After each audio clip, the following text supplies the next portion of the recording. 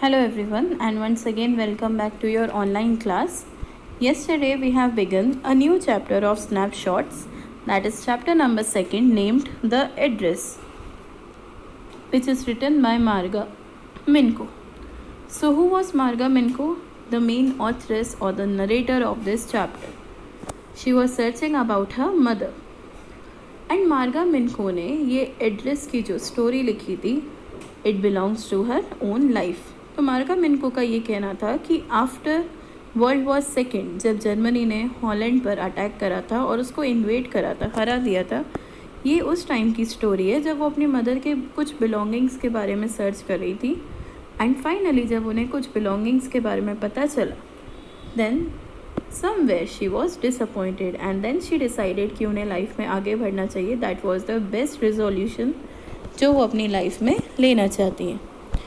So what we have seen yesterday, just come through that. Marga Minco ने एक door की bell को ring करा था जहाँ से एक लेडी बाहर आई, एंड लेडी ने वो डोर पूरी तरह से ओपन नहीं करा था. जब मार्गा मिनको ने बोला डू यू रिमेंबर मी और डू यू रिकॉग्नाइज मी, तो उस लेडी ने साफ मना कर दिया. बट मार्गा मिनको ने उस लेडी के अटायर से, जो उन्होंने पहना था green coloured cardigan with wooden buttons, ये पहचान लिया that cardigan belong to her mother, जो कि अब उन लेडी के पास है, टू दैट वुमेन. एंड तब जाकर मार्गा मिनको को लगा कि वो लेडी उन्हें रिकॉग्नाइज कर चुकी हैं बट वो पहचानना नहीं चाहती हैं. So after some times the lady just told Marga Minco कि उन्हें लगा वॉर से कोई वापस ही नहीं आया है. I thought no one had come back from the war, only me. तब जाकर वो लेडी अपनी आइडेंटिटी को हाइड कर रही थी. So let's come to next page, that is page number 11 of your book.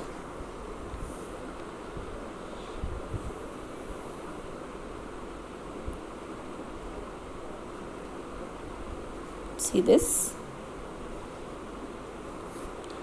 A door opened and closed in the passage behind her.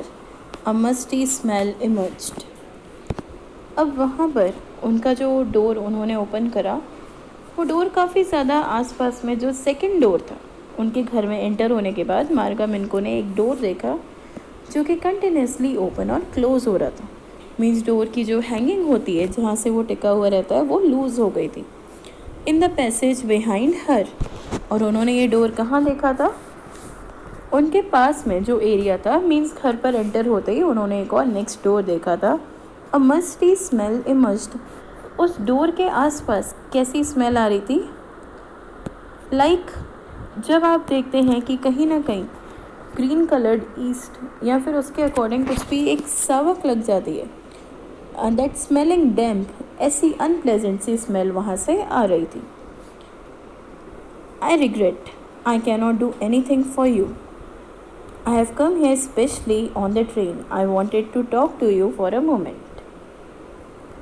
उस lady ने डायरेक्टली मार्गा मिनको को क्या बोला कि मुझे कहीं ना कहीं दुख है, मुझे रिग्रेट है, I feel sorry for you, but मैं तुम्हारे लिए कुछ भी नहीं कर सकती.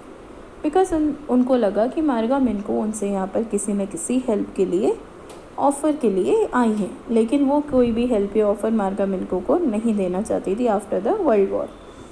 एंड उस टाइम पर मार्गा मिनको ने क्या बोला? I have come here specially on the train. मैं यहाँ पर ट्रेन से स्पेशली सिर्फ और सिर्फ आपसे मिलने आई हूँ. I wanted to talk to you for a moment. सिर्फ कुछ पल के लिए, कुछ सेकेंड्स के लिए मुझे आपसे बात करनी है, मुझे आपका सिर्फ टाइम चाहिए, नथिंग एल्स.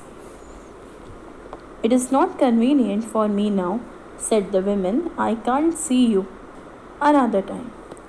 तो वुमेन ने क्या बोला? अभी मेरे लिए ये कन्वीनियंट या एक ऐसा रिलैक्सेशन वाला टाइम नहीं है कि मैं बैठकर आपके सवालों का जवाब दूँ या आपसे बात करूँ, इसलिए मैं आपसे ग्रीट नहीं कर सकती कुछ भी. I can't see you.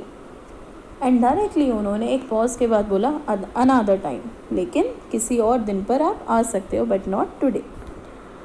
She nodded and cautiously close the door as though no one inside the house should be disturbed.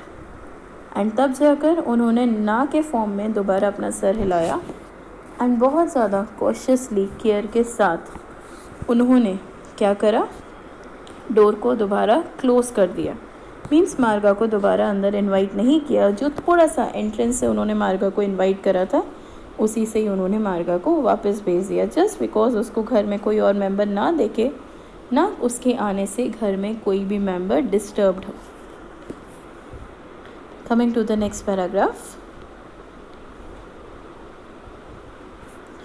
I stood where I was on the step, and जहाँ वो जीने पर खड़ी हुई थी दोबारा वो गर्ल वहीं आ गई। The curtain in front of the bay window moved. Someone stared at me and would then have asked what I wanted. अब यहाँ पर जिस डोर से अंदर स्मेल आ रही थी, द मस्टी स्मेल, जो बहुत ज़्यादा ऐसे गीले या डैम्प एरिया में आती है, अब वहीं से कर्टन जो था थोड़ा बहुत उड़ने लगा in front of the bay window. Now what is bay window? एक लार्ज विंडो जो कि ग्लासेस से बनी रहती है, एंड जब वो ओपन होती है तब ग्लास उसमें थोड़ी सी आवाज़ करते हैं कभी कभी, क्योंकि वो बहुत ज़्यादा इनलार्ज विंडो होती है, एंड ये ओल्ड ड्यूरेशन के टाइम पीरियड की बात थी. And from there someone was staring outside. वो एक ऐसा विंडो का एरिया होता है जहाँ से आप बाहर का काफ़ी ज़्यादा एक पोर्शन या पैनोरामा क्लियरली देख सकते हैं. एंड उस पर्सन ने जिन्होंने स्टेयर करा था, उन्होंने एकदम पूछा मार्गा मिनको से कि आपको कुछ चाहिए. Then Marga Minko replied, oh nothing. The woman would have said it was nothing.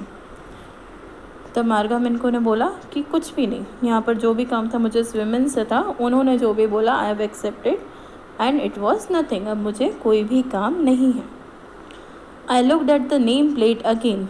Darling, it said in black letters on white enamel, and on the gem a bit higher the number 46.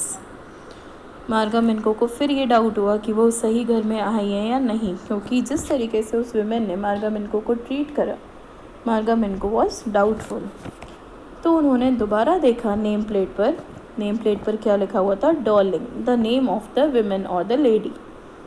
And वो name किस तरीके से लिखा हुआ था? Black letters में on white enamel, जो paint coloured होते हैं, एनामल कलर्ड डार्क, जो कभी भी रब नहीं होते हैं, ऐसे वाइट एनामल पर बोल्ड लेटर्स में there was written Darling. And on the jamb. Now what is jamb? Door के साइड में आप हर बार देखते हैं जब भी कोई नेम प्लेट लगी रहती है तो वहाँ पर एक वर्टिकल नंबर प्लेट भी होती है, जो कि आपके नेम से कुछ हायर होती है, a bit higher. And the number was written number 46. Means she was at the right portion, जहाँ उनको जाना था, मार्गा मिनको को. As I walked slowly back to the station, I thought about my mother, who had given me the address years ago. It had been in the first half of the war. I was home for a few days, and it struck me immediately that something or other about the rooms had changed. I missed various things. My mother was surprised I should have noticed so quickly. Then she told me about Mrs. Darling. Now, अब क्या क्या हुआ था मार्गा मिनको के साथ? Just go through it. मार्गा मिनको दोबारा स्टेशन की तरफ आई. उन्होंने हर जगह, हर एक रास्ते स्टेशन तक ट्रेन में बैठते हुए सिर्फ और सिर्फ उस एड्रेस के बारे में सोचा जो कि खुद उनकी मदर ने उनको दिया था काफ़ी सालों पहले. It had been in the first half of the war. तब तो वॉर बिगिन हुआ था, उसके कुछ हाफ टाइम पीरियड में, मीन्स वॉर कंटिन्यूड था, तब जाकर वो एड्रेस उनकी मदर ने उन्हें दिया था. I was home for a few days. अब वो मार्गा मिनको ये सब सोचते हुए वापस अपने घर चली गई. मीन्स उनका ट्रेन का रास्ता यहाँ पर एंड हो गया एंड वो अपने घर चली गई. एंड उनके माइंड में अब जाकर इमीडिएटली कुछ स्ट्राइकन हुआ. क्या स्ट्रक हुआ? कि वहाँ पर जो भी रूम्स थे वो सारे रूम्स कहीं ना कुछ अपने अंदर एक डीप रहस्य लेकर बैठे हुए थे. Means some of the mystery. What was the mystery? She wants to know. उन्हें यही लगा कि काफ़ी सारी चीज़ें आसपास के रूम के एरियाज़ में चेंज हो गई हैं. उन्होंने कुछ चीज़ों को मिस कर दिया जिसको वो देख नहीं पाई, क्योंकि वो पूरी तरह से अंदर एंटर नहीं हुई थी, just half way to the room.